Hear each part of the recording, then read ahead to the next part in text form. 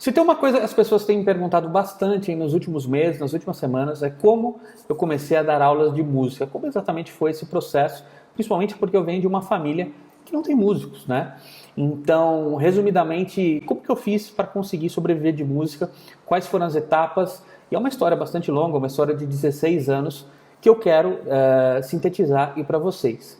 Provavelmente esse vídeo vai ficar com mais de uma parte, mas mesmo quem acompanha meu canal há muito tempo, lembrando que meu canal no YouTube está aqui desde 2006, 2007, não sabe de várias coisas que aconteceram, não sabe de várias curiosidades, e eu estou aqui para falar de totalmente peito aberto para vocês e compartilhar o que realmente aconteceu numa conversa aqui informal entre amigos. Meu intuito é ajudar quem de repente esteja passando por uma situação semelhante e não sabe exatamente como resolver essa situação, ou tem a vontade de começar e quer entender como tudo isso funciona, e eu vou realmente compartilhar com vocês o que eu vivi, tá? Eu acho que isso é uma coisa muito importante, porque, como eu falei, são 16 anos de história, entre sangue, suor e lágrimas, muita coisa aconteceu, e hoje também quero explicar para vocês um pouco do momento atual, que é uma coisa que não tem ficado tão clara, né? Nos últimos vídeos, o canal mesmo tem parado, e eu quero hoje, vamos dizer assim, abrir um pouco o coração aqui e contar para vocês exatamente o que está rolando, tá?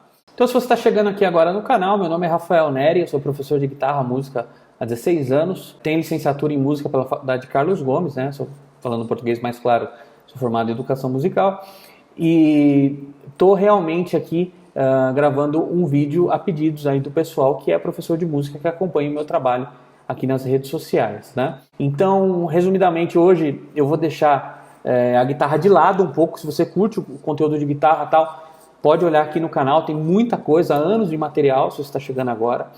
E aproveita aí para se inscrever, sempre tem conteúdo bacana aqui no canal.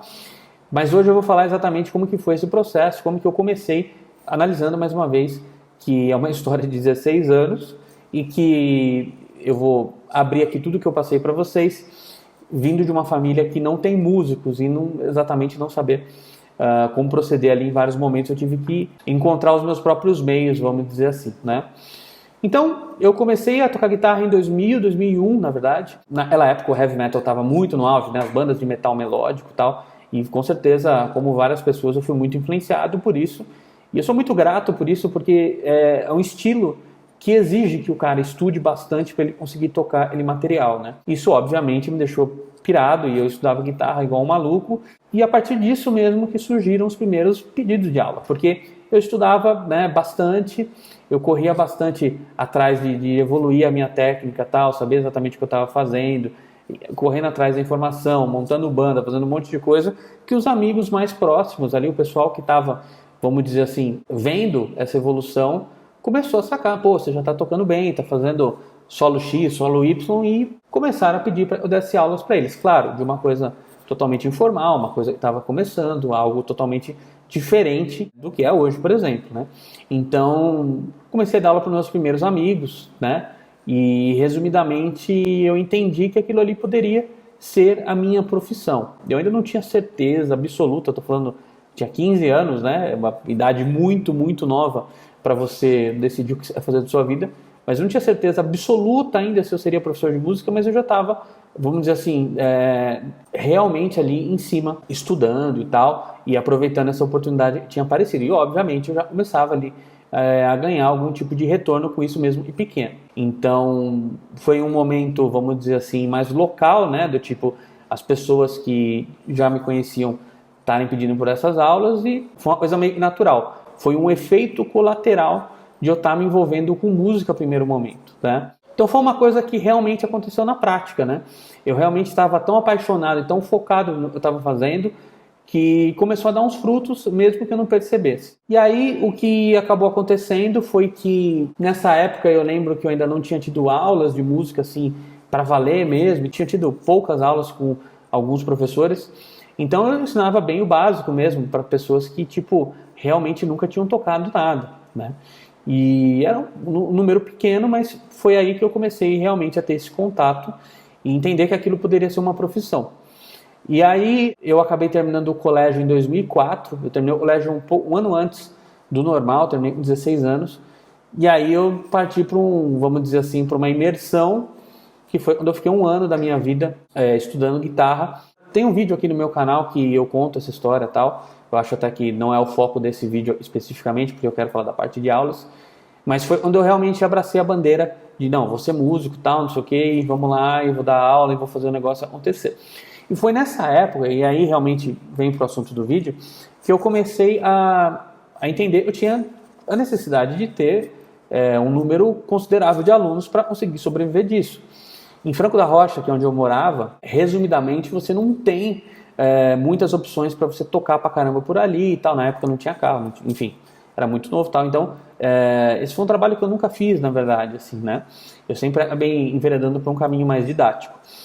E aí eu entendi que eu precisava de mais alunos e que ali seria difícil, porque afinal de contas, a cidade, além de não ter um poder aquisitivo tão legal para você poder realmente gerar um valor grande com as suas aulas e poder cobrar realmente um valor que esteja mais de acordo com as grandes capitais, tal, avaliando que era um mundo em que a gente Orkut ainda, né, não é como é hoje, eu entendi que eu precisava encontrar um jeito de fazer isso pela internet. Foi nesse mesmo ano que eu escrevi a minha primeira matéria para um site que chamava GuitarX, que é um site que provavelmente quem é mais das antigas aqui conhece e tal. E eu fui lá e peguei o que eu estava estudando, transformei num artigo e coloquei nesse site, consegui, né, um contato com eles para colocar e tal. E foi aí que eu comecei a entender a ideia da produção de conteúdo, muito antes de qualquer pessoa falar sobre isso, né? Porque a partir do momento em que eu publicava esses conteúdos, as pessoas, obviamente, elas estavam pesquisando, me encontravam e, de repente, eu conseguia ali levantar um número maior de alunos, como com efeito colateral da coisa. Isso em 2005, né? Eu lembro também que na época eu divulgava as aulas no Orkut, entrava nas comunidades e tal, e eu lembro que alguns alunos surgiram dali, e aí eu tinha, vamos dizer assim, sei lá, uns 10 alunos, entendeu? E era uma coisa bem barata, assim, era tipo R$50 por mês, mas eu já estava muito feliz que eu estava conseguindo lecionar e ter um volume, conseguir ganhar um pouco de dinheiro ali sendo professor de música, né? Eu ainda não estava na faculdade, eu estava pensando em fazer e tal, e eu continuei, né, Claro, eu tenho que deixar bem claro aqui, agradecer ao meu pai e minha mãe por propiciarem eu estar numa situação, que eu poderia, né, me dar o luxo de tentar fazer isso, que seria diferente se eu estivesse fazendo uma mudança de profissão, né, com mais idade e coisas do gênero, né? Mas eu consegui, aos poucos, né, ir crescendo e aumentando esse número de alunos ali com um trabalho um pouquinho na internet ali. E aí, isso continua aí por 2 anos, eu já tinha ali os meus 10, 15 alunos, sei lá, e tudo conseguido na base da unha. Na época, não passava pela nossa cabeça, o próprio YouTube era uma coisa muito nova, né? Não tinha muito esse conceito de influenciador digital, nem nada assim e tal.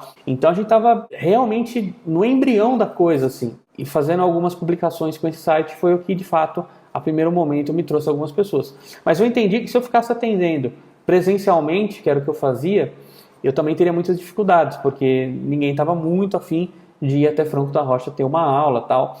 E foi aí que eu realmente comecei a entender que não só usar a internet para poder captar esses alunos, eu precisava dar essas aulas via internet também. E foi aí que eu comecei via Skype. Resumidamente, o Skype foi uma coisa em 2006. É muito louco isso, né? Porque tem músico que até hoje acha que não dá para dar aula via Skype. Eu estava dando aula em 2006. Eu devo ter sido um dos primeiros caras assim, a ter feito isso, sem nenhum tipo de arrogância aqui nem nada assim, mas uma das primeiras pessoas que... Porque eu não tinha muito como encontrar uma outra maneira ali de forma local, tá? de forma realmente consistente. E foi o caminho que eu encontrei, foi usando a internet. E aí era uma parada até bem totalmente diferente de hoje, né? Porque você tinha conexão ruim, webcam, puta negócio que não funcionava direito e tal, mas mesmo assim eu empenhava ali e tentava fazer a coisa acontecer. Então eu comecei a anunciar essas aulas via Skype e não tive muito resultado no primeiro momento, porque e foi difícil, né? Era um momento até, inclusive, eu estava me decidindo para ir para a faculdade e eu acabei começando em composição e regência na FAAM e depois fui para composição e regência na Carlos Gomes, mas eu mudei o curso para educação musical até o final dele. Eu me formei em 2009, né? Mas o que eu quero dizer? De forma resumida, tinha uma certa pressão do tipo, cara, isso precisa dar certo, né? E não estava acontecendo porque era muito difícil de, vamos dizer assim, até mesmo vender o formato de aulas, né? Era até muito difícil de a pessoa, não, mas eu quero, até hoje na verdade é meio difícil, o pessoal está mais acostumado, mas é difícil ainda, o pessoal geralmente prefere presencial e etc e tal, mas ficava inviável por onde eu estava, entendeu? Então eu tive que encontrar essa maneira que foi via Skype a primeiro momento.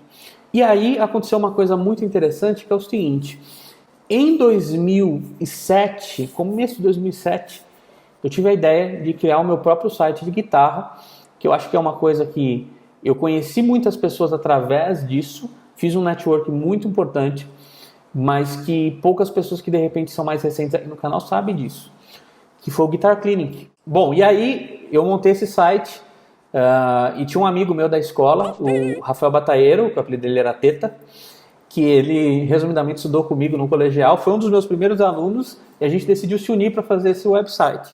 Foi muito legal porque, apesar de ter muito trabalho envolvido, né, de ter muita coisa envolvida, a gente fazia com muito amor, né, o que a gente estava fazendo ali. Então, a gente entrevistou muita gente legal, a gente entrevistou vários guitarristas brasileiros, até uns caras internacionais, tipo Greg Hall e Rich Kotzen, e muita gente bacana. Isso foi me dando um network que, de maneira direta, o site em si, ele não dava, vamos dizer assim, retorno, né?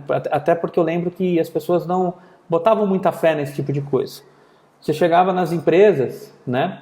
E falava, tem um site, tal, não sei o que, bababá, tal. E o cara olhava e falava assim, cara, mas você tem uma revista impressa aí para eu ver, tal. A galera não botava fé nenhuma. Parece que sempre existe um atraso, assim, nessa concepção de entendimento aí da coisa. Mas aí o que aconteceu? A gente foi fazendo, eu fui ficando mais conhecido, foram aparecendo mais alunos, porque eu publicava, eu tinha minha coluna que eu fazia ali naquele site, e tinha vários amigos meus que colaboravam, vários guitarristas que participaram disso daí, e realmente é muito louco isso, porque nesse momento eu nem sabia o significado da palavra empreendedorismo, e a gente estava empreendendo uma coisa totalmente assim, sem retorno, né?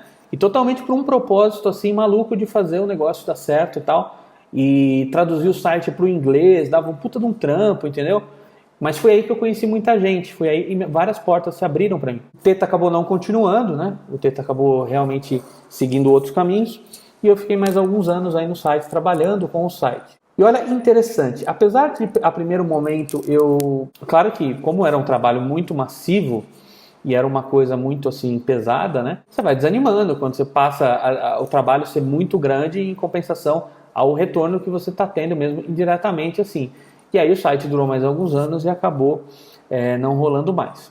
Só que aí o que aconteceu? Rolou a partir do site, teve um cara que apareceu chamado Alexandre Black, que virou um grande amigo depois, virou um grande parceiro aí de várias coisas, mas a primeiro momento eu não o conhecia, ele já tinha uma gravadora. E ele pediu para que eu divulgasse nos sites a matéria de um disco que ele estava fazendo, que era do André Martins, um guitarrista aqui de São Paulo e tal. E o contato deles veio através de um guitarrista chamado Vernon Neely, que é um grande amigo também, que é um cara que ajudou muito o site, com vários contatos, com várias coisas, e a coisa acabou acontecendo da melhor forma possível, né? Aí eu peguei, voltando ao Alexandre Black, e a gente divulgou, deu um resultado bacana lá para eles, tal, não sei o quê. E beleza, a gente manteve ali a amizade, apesar de eu estar criando esses networks, e nesse momento até não estava tão focado com o site, mas foi a partir deste contato com o André e com o Alexandre que pintou a oportunidade de eu participar da cover guitarra, porque o André era um dos caras que realmente lidava ali, acho que já foi editor, não tenho certeza, mas e eles precisavam de pessoas para ajudar em transcrições e tal, e aí você vê realmente uma coisa que o pessoal hoje do marketing digital fala muito acontecendo, né? Você tem um cara que, de certa maneira, eu ajudei sem nenhuma segunda intenção, simplesmente o site ia fazer aquilo e eu divulguei, e por uma certa reciprocidade que eu tinha feito, ele acabou me indicando para fazer isso. Então, o site, de certa forma, ele acabou impulsionando a minha entrada nas revistas, né? Primeiro na Over Guitarra, depois na Guitar Player, que é uma história alguns anos depois, mas o embrião da coisa foi já estar fazendo isso, usando a internet para colocar isso em evidência e não necessariamente esperar que alguém me chamasse, né? Tipo, eu tive a iniciativa de fazer primeiro, para daí sim abrir as portas depois. Então aí tem um negócio bem interessante, né? Que é o seguinte, porque eu tinha um propósito muito forte do que eu estava fazendo, que eu queria viver de música, eu queria ser capaz de viver de guitarra, eu queria realmente... Claro que na época eu não entendia nada disso, tá? Era uma coisa assim, meio instinto, vamos dizer. A palavra empreendedorismo nem passava pela minha cabeça, entendeu? Eu nem sabia o que era isso. Mas como eu queria muito isso, eu fui fazendo e tirando uma força quase que inesgotável para fazer, independente do que acontecia. Porque, afinal de contas, como eu falei, esse site ele não tinha retorno, ele não tinha um retorno direto a primeiro momento. Se você olhar de maneira fria, né, tipo, e direta ao ponto. Mas eu fazia, porque obviamente isso me trazia alguns alunos, ainda não era um volume tão grande, mas me trazia alguns alunos e me dava uma coisa muito importante, que era o network da coisa. Então, muito embora eu tenha feito isso sem calcular exatamente o que eu estava fazendo, isso me abriu essa porta nas revistas. E a partir do momento em que eu comecei a estar na cover guitarra e depois na Guitar Player, anos depois, que veio através desse contato, que eram pessoas que eu não conhecia, isso obviamente aumentou a minha autoridade, né, no assunto. Nesse período em paralelo aqui eu estava fazendo faculdade, eu estava estudando educação musical formalmente lá tal, e me preparando para se formar na faculdade, mas esse posicionamento das revistas acabou me ajudando, né, a realmente que as pessoas me conhecessem mais. E isso, obviamente, melhorou, deu um up na minha vida, assim, de uma forma geral, do que eu estava fazendo. Então, resumindo essa primeira parte aqui, que já está longa, já tem bastante coisa, mas eu comecei absolutamente do zero, sem nada, sem ninguém na família, e era professor de música ou qualquer coisa do gênero. Entendi que tinha que usar a internet, resumidamente, e resumindo todo esse vídeo, e aos poucos, conforme eu ia fazendo mais, cavando mais, novas oportunidades iam aparecendo. Só que, resumindo, eu não sabia muito bem o que eu estava fazendo, mas eu tinha o instinto de estar sempre procurando, sempre entendendo que eu tinha que encontrar essa solução para conseguir realmente chegar no meu objetivo. Então, o que às vezes a gente vê muito, realmente, é a pessoa achar... Eu acho que essa é uma das frases assim que faz todo sentido para mim hoje, vocês vão entender lá na frente, nas outras partes do vídeo. Um dos principais erros dessa profissão é você achar que as pessoas automaticamente te devem alguma coisa e elas têm que fazer alguma coisa por você. E isso realmente não vai acontecer. Então, partindo aí de uma iniciativa, eu abri aí esses primeiros caminhos. E aí, a coisa já foi melhorando um pouco, já foi estabilizando um pouco mais. E claro, essa é uma história de anos resumida em poucos minutos, tá? Eu vou cortar o vídeo agora nessa primeira parte, senão vai ficar gigante isso daqui. E vou continuar a história. A gente ainda está em 2007, 2008, tem muita lenha para queimar aí, beleza? Fica ligado aí para a próxima parte. Valeu!